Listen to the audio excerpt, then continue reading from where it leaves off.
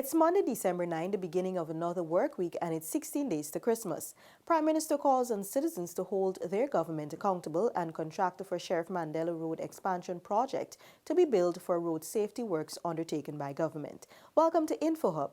Already dubbed one of the fastest growing economies in the world, Guyana is on the cusp of transformative development. With this in mind, Prime Minister the Honorable Moses Nagamutu has called on Guyanese to hold their government accountable. Here's Felicia Valenzuela with our first story. Speaking at a community engagement at Anna Regina on the Essequibo Coast on Sunday, Prime Minister Nagamutu highlighted the importance of integrity, especially for those who hold high offices. He pointed out to those gathered that it was under the coalition government that the Integrity Commission was resuscitated. We must insist on high integrity. Under our watch, it was this government, the APNU AFC government, that brought back the Integrity Commission and strengthened the integrity law, recompose it so that those persons in public office, particularly the elected officials, must declare their assets. In underscoring the importance of transparency and accountability, the Prime Minister said that public officials must declare their assets as required by law. We must know how recently they have acquired monies and properties. We must know because it is the people's money eventually that we seek to protect from those who would plunder because they hold strategic offices. In Guyana, through the Integrity Commission Act, which was assented to on September 24, 1997, a close watch is kept on persons in public office to secure their integrity and guard against mismanagement. So we want to know also that the people who are going to hold office, that they have integrity, that they're not going to put their hands in the cookie jar. So our contribution in government must be the contribution as models for the Guyanese people, that we can, as Nigel has said just now, manage the resources of the state for the benefit of our people. Felicia Valenzuela, InfoHub. Government to bill contractor conducting the Sheriff Mandela Road expansion project for road safety works undertaken during suspension period. Shaquille Bourne tells us more. Whatever money we input, we will recoup from the contractor. So we meet them next week and finalize that, and so that we can continue. That was Minister of Public Infrastructure, the Honorable David Patterson. He was speaking on the DPI program, One-on-One. Just last month, the Inter-American Development Bank suspended disbursement of monies to the Sheriff Mandela Road expansion project, citing failure of the contractor to comply with health, safety, and traffic management requirements. Minister Patterson said the government had approached the financial institution last year to raise concerns about the contractor. We would have written to the IDB in 2018 after expressing our concerns about the quality of the contractor, expressing to them that, listen to me, that we don't think this contractor has taken this job seriously, that we had recommended that since 2018 that we would let us cease the contract because they barely started the first work. The contractor took more than 3 months to mobilize. Nevertheless, the IDB urged government to increase oversight to ensure compliance by the contractor. The $6.4 billion project involves the rehabilitation of pavements, construction of bridges, culverts, and a pedestrian overhead walkway at North Rumveldt, along with traffic and drainage upgrades. Shaquille Bourne for InfoHub. 270 Indigenous youths have benefited from scholarships this year to study at the secondary and tertiary levels. Details from Seneca Thorne. Vice President and Minister of Indigenous Peoples Affairs, the Honorable Sidney Alcock, on Monday disclosed that the government has granted 270 full scholarships to Indigenous youths for the year 2019 when compared to about 186 in 2018.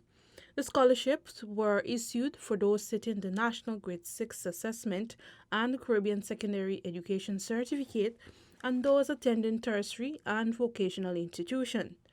The minister said that the administration will be expanding the program in 2020. In the coming years, we would like to have advance because why? The opportunity is there better than before with education. We've seen results better results, and of course the population is also growing. So in this present state that Guyana is in, there is a big call for really wronged individuals. According to Vice President Alikok, this initiative is in keeping with the President David Granger's vision of ensuring that the hinterland youths are afforded the same opportunities as those on the coastland. The president was saying, you know, you don't have to come to Georgetown to get a top school. Every region must have a top school. And in those top schools, we expect that these very young people must return to help man those areas. The scholarship students are being housed at the Hinterland Student Dormitory for secondary students and the recently commissioned $186 million tertiary facility in Linendal.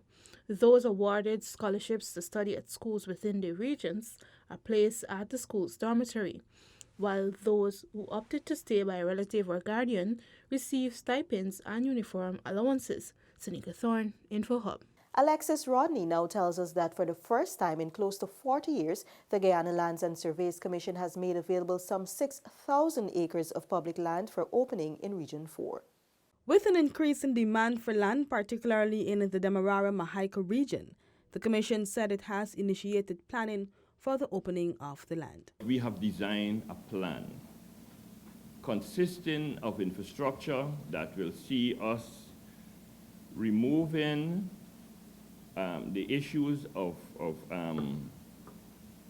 space and ensuring that we have a more structured land use in place. That was Commissioner of the GLSC, Trevor Ben. Though not yet specifically identified, the Commissioner said the land will be utilized for commercial, light industrial, and residential purposes. We have started with the designs. We are working with various government agencies to get their buy-in and to get their input into what a modern 21st century community would look like. And what we are seeing, what we're hearing from them, is that we want to have a community that we don't have to go back to in 10 years to build new roads. Land was last opened in Guyana in the 1980s in the Mahaica, Maikoni, and Abari areas, particularly for agricultural purposes. Reporting for InfoHub, Alexis Rodney. When the news returns, the Guyana Power and Light Incorporated rolls out project to tackle low voltage and 90 successful hernia surgeries completed during Operation Hernia. Details of these stories and more after the break. Stay with us.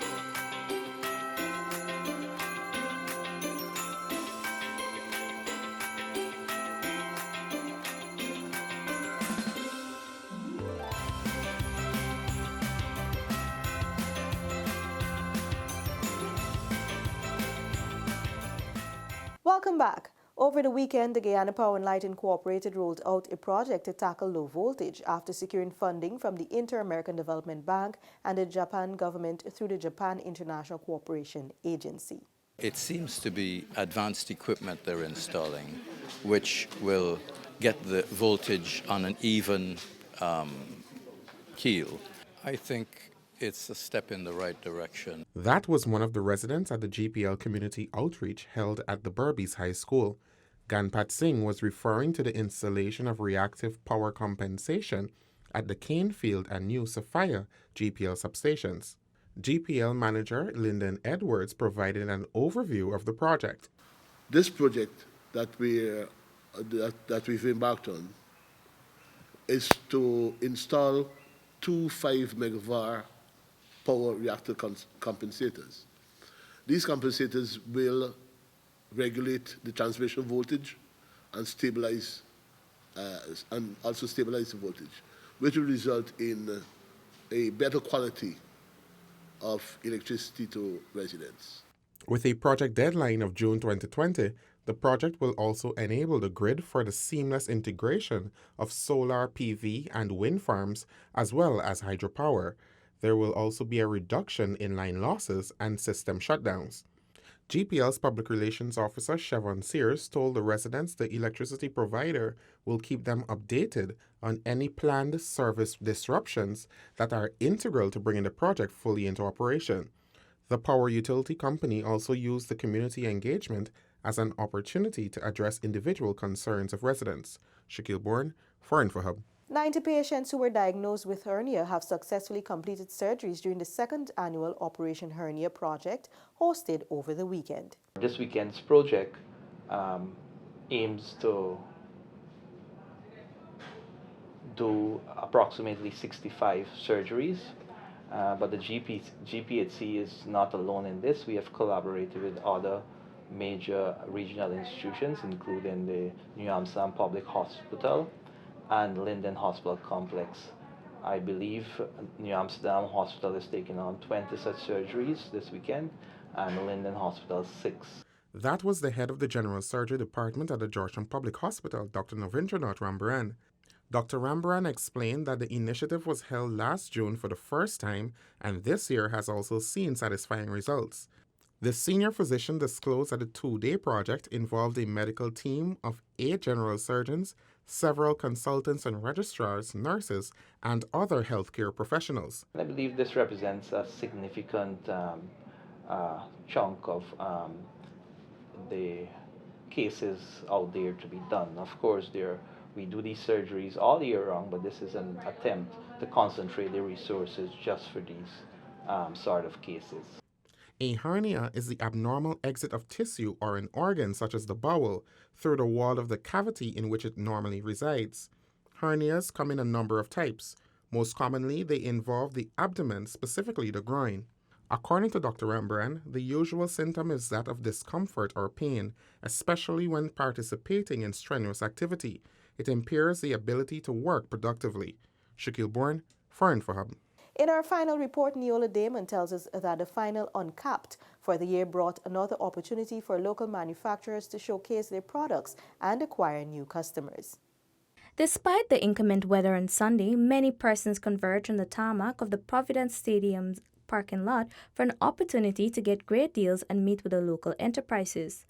Exhibitors expressed optimism that the exhibition will do good for their businesses, and even though it's only being held for one day, it is beneficial and leaves a great impression on interested patrons. I think it's a nice exhibition to take part, to showcase our products. Our products has been established, but we still do come out and showcase our products so more people can know about our products. It's benefiting for the business because we have customers coming from one end to the other end. It's supporting. It's a supporting thing because we're getting exposed to people because I'm from Berbice. I'm coming down here, people know what product I have, they know what I'm making, and it benefits me in that way. We've been taking part in Uncap every year. Yes. Yes, of course. We're getting more clientele and building our demands. The phone don't stop ringing, and I get so much new clientele at the end of this. It really, people are being aware of Dandelion now, because my second anniversary just went by the 26th of November, and I can't complain. God, it's been good. It's been great. We want a very good expo where people get to come and see the persons behind the product, because our products are on Facebook, our products are in supermarkets, so they come to see now, they get to see the person that is doing the work. Local fashion icon Sonia Noel was also at the expo helping a woman from her network market her products. Noel believes that more persons need to support local business and suggests giving local products as gifts when the need arises, or even sending locally made products to friends and family living overseas as a way of supporting the businesses. People would actually appreciate these things. So I would really love to tell people out there, support these expos, support these women, find the look on the shelves, because I really would love to see more of the presence on the shelves of even the bigger supermarkets. So if Guyanese can go on the shelves and actually look for these or even request it, that might encourage them more to even carry some of these brands. Patrons also had the opportunity to win prizes and enjoy a concert featuring local artists. Neola Damon, InfoHub. That's all for today. Connect with us on WhatsApp, Facebook, and YouTube. Much more news is on our website, dpi.gov.gy, and pop over to Instagram for the latest photo updates at DPI Guyana. Your bridge and weather reports are up next. Goodbye.